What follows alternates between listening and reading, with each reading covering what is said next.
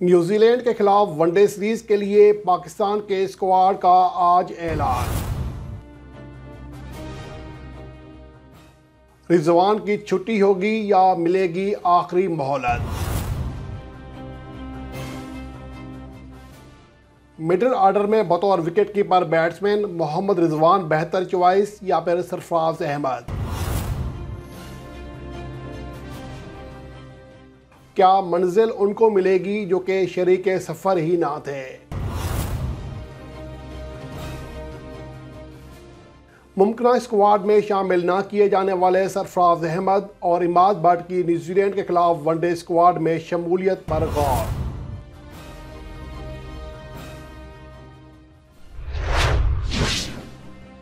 पाकिस्तान और न्यूजीलैंड के दरमियान 3 वनडे मैचेस की सीरीज जिसका आगाज़ 9 जनवरी से कराची में होगा, इसके हवाले से पाकिस्तान के स्क्वाड का आज ऐलान किया जाएगा। पाकिस्तान की अबूरी सिलेक्शन कमेटी आज पाकिस्तान और न्यूजीलैंड के दरमियान खेले जा रहे दूसरे और आखिरी टेस्ट मैच में तीसरे वक्फे के दौरान यानी कि चाय के वक्फे के दौरान ये ऐलान करेगी। और उसके हवाले से जो इतलात सामने आ रही हैं, इससे पहले पाकिस्तान का जो अबूरी चीफ सेलेक्टर हैं शाहिद खान अफरीदी, वो पहले ही पाकिस्तान का मुमकिन 24 रुकनी स्क्वाड उसका ऐलान कर चुके हैं। लेकिन इसके हवाले से बहुत ज़्यादा अभाम मौजूद है, ख़ास तौर पर सरफराज अहमद ने जिसने कमबैक मैच खेला, टेस्ट मैच 4 साल के बाद उनकी वापसी हुई है, तो वो शानदार कारकर्दगी दिखाने में कामयाब रहे हैं। हर इनिंग्स में 50+ इनिंग्स खेल रहे हैं और पाकिस्तान को मौजूदा वक्त में मिडिल ऑर्डर में वनडे फॉर्मेट में एक ऐसे बैट्समैन की जो कि तजर्बाकार भी हो, ख़ास तौर पर जब पाकिस्तान ने रवां साल एशिया कप भी खेलना है और ICC मेंस वर्ल्ड कप 2023 भी खेलना है,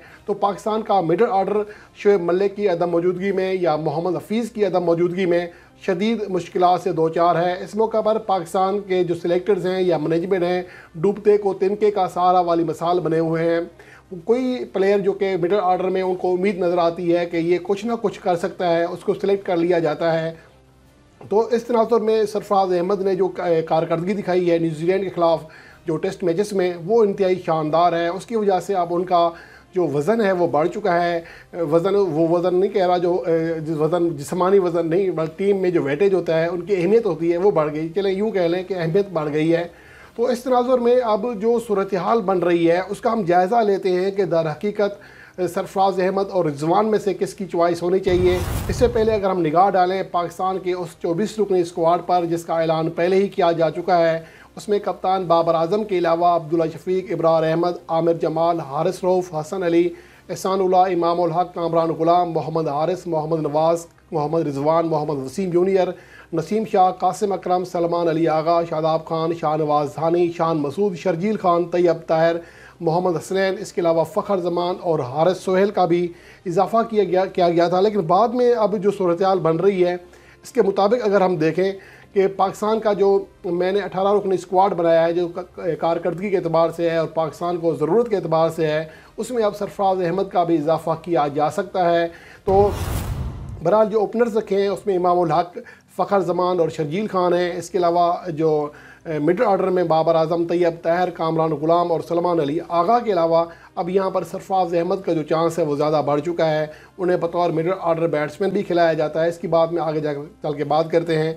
इसके अलावा शादाब खान, इमाद बट, मोहम्मद नवाज़ और मोहम्मद वसीम जूनियर, इनको ऑलराउंडर के तौर पर रखा गया है। इमाद बट को पाकिस्तान का जो 24 रुकनी मुमकिन स्क्वाड का ऐलान हुआ था उसमें उनका नाम शामिल नहीं है, लेकिन पाकिस्तान वनडे कप के अलावा हालिया अरसे में वो शानदार बैटिंग और बॉलिंग फॉर्म में है, इसलिए उनको सेलेक्ट करना चाहिए। उसकी कारकर्दगी पर भी आगे चल के बात करते हैं। बॉलर्स में विकेट कीपर्स में रिजवान और मोहम्मद हारिस हैं। बॉलर्स में हारिस रऊफ़, नसीम शाह और शाहनवाज धानी हैं, जबकि हारिस रऊफ़ और नसीम शाह दोनों की फ़िटनेस पर सवालिया निशान मौजूद है, इसलिए ज़रा इनके बारे में अभी कुछ नहीं कहा जा सकता।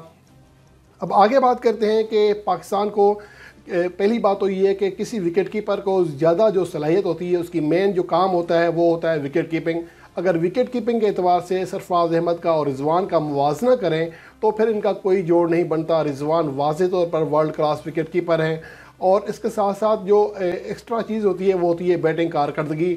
अगर उस एतबार से हम देखें तो मौजूदा वक्त में देखा जाए तो सरफराज अहमद को 2019 के जो वर्ल्ड कप था उसके बाद पाकिस्तान ने श्रीलंका के खिलाफ होम सीरीज़ खेली थी, उसमें उनकी कारकर्दगी अच्छी नहीं रही थी, जिसके बाद उन्हें कप्तानी से हटा दिया गया था और कप्तानी से हटाए जाने के बाद वो अपना सिर्फ एक वनडे मैच खेल सके हैं, जो कि अप्रैल 2021 में सेंचुरियन के मकाम पर मेज़बान साउथ अफ्रीका के खिलाफ खेला था। उसमें वो 13 रन बनाकर आउट हुए थे।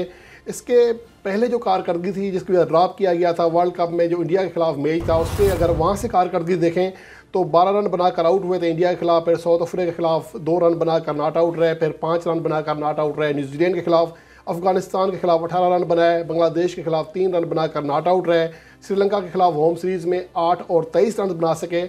लेकिन इससे पहले वो अच्छी फॉर्म में थे। अगर इंडिया के खिलाफ जो मैच था वर्ल्ड कप 2019 का, उससे पहले उनकी अगर आखिरी में पीछे चलते जाएँ तो 40, 55, 8, 97, 21 नॉट आउट, 27 और 41 रन नॉट आउट की इनिंग्स खेली थी, तो कारकर्दगी उनकी अच्छी थी। अगर इन दोनों का मजमूई करियर देखा जाए तो ज़्यादा फ़र्क नहीं है। दोनों ही वनडे फॉर्मेट में 2-2 सेंचुरियाँ बना चुके हैं और उसके अलावा दोनों की जो स्ट्राइक रेट है लगभग एक जैसा है। 86 का स्ट्राइक रेट रिजवान का है, 87 का स्ट्राइक रेट जो है सरफराज अहमद का है। इसके अलावा अगर एवरेज देखी जाए तो यहाँ नॉट आउट ज़्यादा रहने की वजह से या नीचे बैटिंग करने की वजह से सरफराज अहमद कदरे बेहतर हैं, जो कि 91 में से 22 बार नॉट आउट रहे हैं और 33.55 की एवरेज है, जबकि 44 इनिंग्स में 8 बार नॉट आउट रहने वाले रिजवान की जो एवरेज है वो 30 रन फी इनिंग से कदरे कम है। तो ओवरऑल जो बैटिंग कारकर्दगी है वो लगभग एक जैसी है। इसके अलावा अगर हम रिजवान की बैटिंग कारकर्दगी की बात करें तो जैसा कि गुज़िश्ता रोज़ बता चुका हूं कि 2021 से लेकर अब तक वो पाकिस्तान के वनडे फॉर्मेट में चौथे टॉप स्कोरर हैं। ये उनकी बैटिंग कारकर्दगी है। वैसे असल काम तो उनका विकेट कीपिंग है, उसमें तो उनकी कारकर्दगी शानदार रही है। और अगर विकेट कीपर के एतबार से बात की जाए तो विकेट कीपर की बात हमेशा उस टाइम की जाती है जब वो कैच ड्रॉप करता है या स्टंप मिस करता है या रन आउट मिस करता है, क्योंकि कैच थामना जो है विकेट कीपर का काम है। इसलिए इसको थैंकलेस जॉब कहा जाता है कि आप कितनी ही भी अच्छी कारकर्दगी दिखा दें, 100% कैच क्यों ना पकड़ लें, कोई आपकी बात नहीं करता। तो बात तब होती है जब कोई कैच ड्रॉप होता है या स्टंप मिस होता है।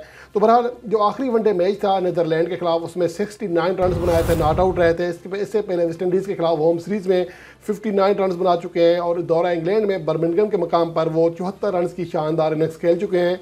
यूँ रिजवान की जो कारकर्दगी है गो कि उस तरह नहीं है जिस तरह के T20 फॉर्मेट में है, लेकिन उस तरह उतनी ख़राब भी नहीं है जितना कि कहा जा रहा है या जितना कि सोचा जा रहा है। तो मेरे ख्याल में अगर हम कारकर्दगी की बात करें तो पाकिस्तान को सरफराज अहमद के साथ साथ मौजूदा वक्त में रिजवान की भी ज़रूरत है। रिजवान एक अच्छे विकेट कीपर हैं और ख़ास तौर पर पाकिस्तान को तजर्बाकार जो प्लेयर्स हैं उनकी ज़रूरत है। पाकिस्तान ने रवां साल 2 बड़े इवेंट्स खेले हैं।